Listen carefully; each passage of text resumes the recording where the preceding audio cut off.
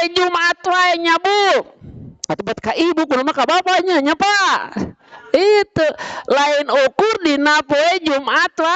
wae aya maksud disebut ibu nama abe ibu teh ngajurung nitah kanu jadi salaki nu boga salaki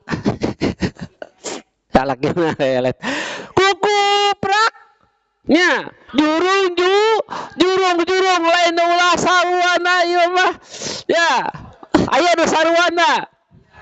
keur malalaki teu keuyang dikegeban wae aya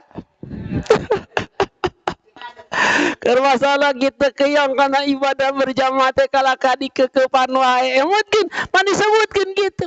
contoh dina poe Jumaah tapi pikeun sadaya ibadah jurungkeun pan disebutkeun pas'au ila zikrillah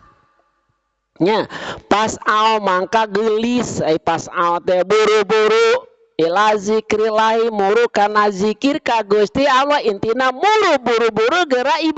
ibadah begitu geus haya ala sholat ya haya ala pala ulah talang ke tangadagoan komat angger wae kadinya hampura nya nu ngaran pengajian di Al-Barokah mah celokoloyong teh kana urusan salat wae tasarua di nu saja nu gitu.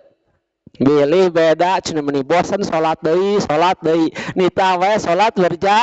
berjamaah padahal mah salat di imah oge cek saha.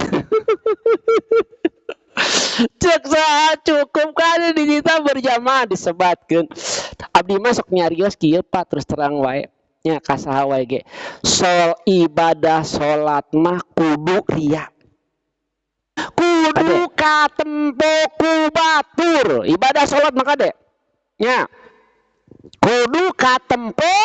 ku batur ngan ulah hayang katempo kudu katempo ku batur komo lalaki ya kudu katempo ku batur maksudnya kieu salat teh urang kudu